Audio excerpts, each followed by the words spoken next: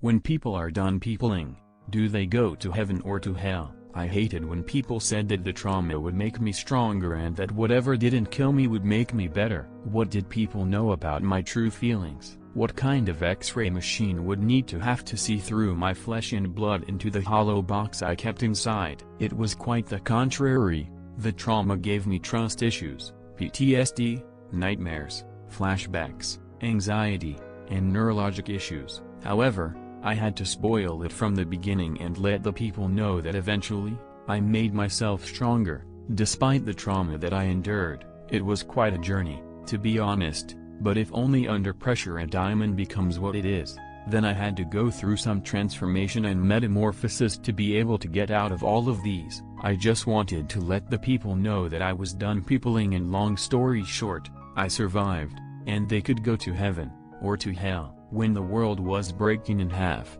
I couldn't hide any longer behind those pretty hazel eyes and say that everything was fine. I sacrificed everything I had and yet found a way when I might have suffocated and ignored the elephant in the room. But I couldn't ignore any more that were hidden signs of childhood trauma, and I had to let people know about them and understand why I was done peopling. At first, I had few or no memories while trying to remember anything that happened in my distant past. I just found a void in my thoughts. When I tried to silence my mind, it was always a background noise, but when I tried to recollect, the memories were not there anymore. It was silence. Probably were scared and still frightened in the closet like the little me child that was under the duvet, away from everything that would make it feel awkward. Then, I felt uncomfortable around certain kinds of people without knowing why. Actually, I do know why. After all the ones that broke me to pieces and treated me with ignorance and lack of sympathy, what else to expect? Also,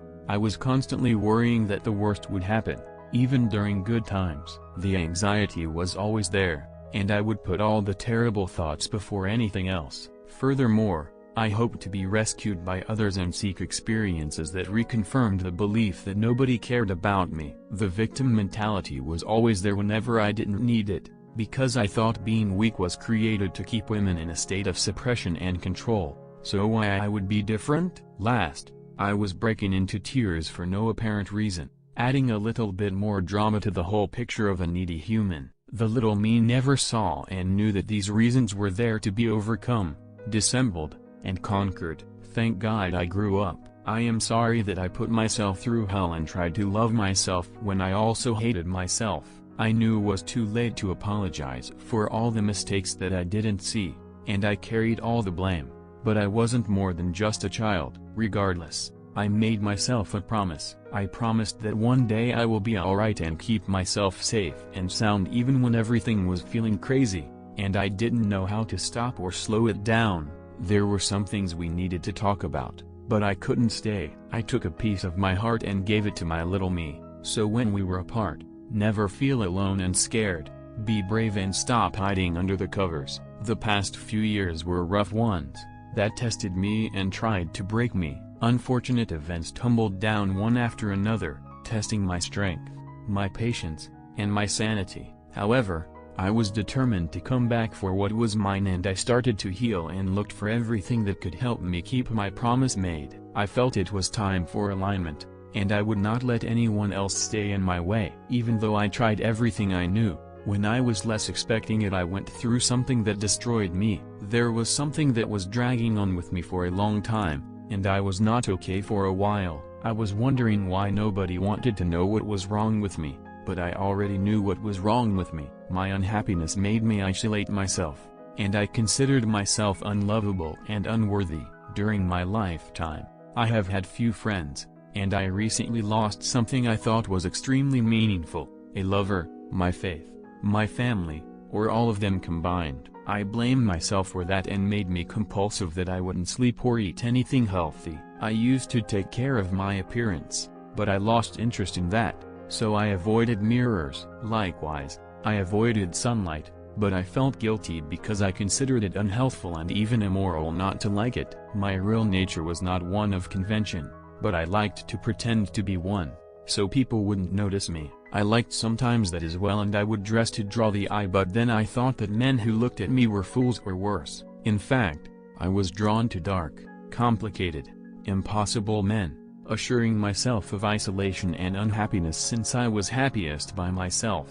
The circle kept repeating, like a snake consuming its own tail, because I could not stop thinking about what I had lost, again blaming myself. I heard death whispering like a wicked dark shadow telling me who my real friends were, but I also heard it telling me that I didn't have any. When I was going through something life-changing and heartbreaking and needed someone, I lost everyone. People didn't always come up when I expected them to, and occasionally the items I lost were replaced, but not the people. Sometimes letting go was really just making space. When I felt like dying, there were no tears left for crying. I was alone on the edge of a cliff, tired of fighting the monsters I was hiding from, and I wondered whether I would be missed. I was clinging to life since everything was gone, but I didn't want to say goodbye because it meant forever. Wondering what was it like being depressed. It seemed like I couldn't remember what better felt like, and I tried things that I thought would make me feel better, but they didn't. They aggravated the situation. I couldn't do the things I was most afraid of since they were the ones that would benefit me the most. I was a brave woman because I had no choice but to be strong. In every condition I've been in, I've had to choose strength.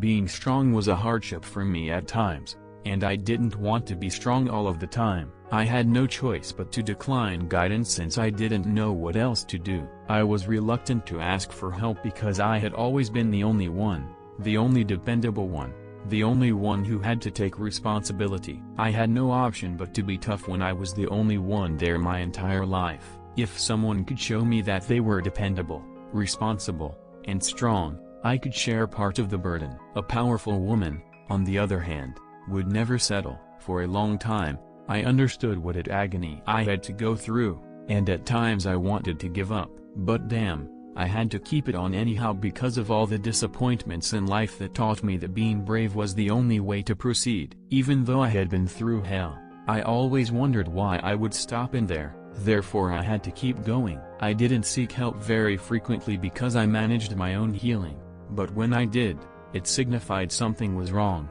I was tired of fighting every single day. I struggled to wake up, and I fought to sleep. I just fought for everyone else. When was someone going to think I'm worth fighting for? I was tired of surviving, and I just wanted to live. It wasn't simple to let go of everything. I'd give everything to let go. All I wanted was to be good enough for someone else. I never wanted to be a fighter, but life threw me in and shouted, "Survive."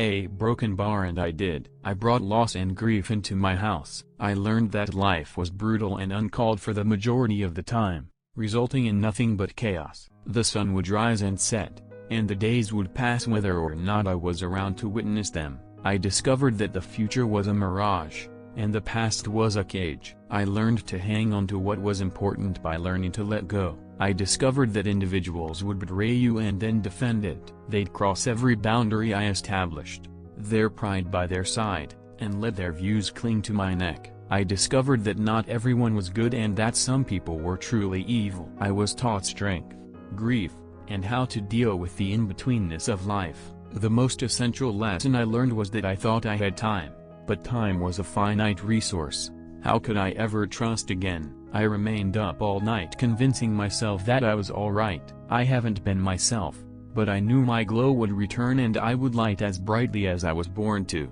It was challenging when I found myself not being myself and feeling as if my entire life was shattering before my eyes. I couldn't display my wounds, the sorrow in my heart, the pain that never went away. With all of my sufferings, my heart was simply a hollow box, and I wasn't hoping for tomorrow. But I knew there was a purpose, and I had to deal with the cards that were handed to me. I couldn't lose. I wasn't going down without a fight, because I had full faith in myself. People had no idea what I was going through, and none of them understood what I had gone through. But I was proud of myself. I recognized how astonishing it was that I was still kind to others. People have mistreated me, shattered my heart, and practically stabbed me in the back.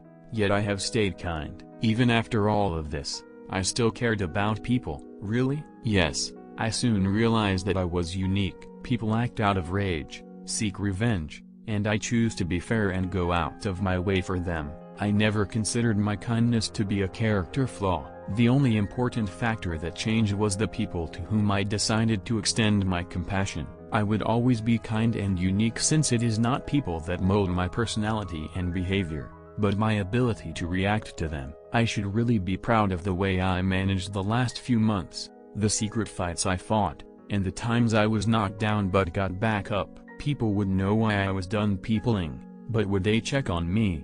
Would they look for me? Would they notice me? I should be proud of myself because I was a fighter. It was time to honor my strength. I needed to start loving myself. At my life on Earth, an amazing journey.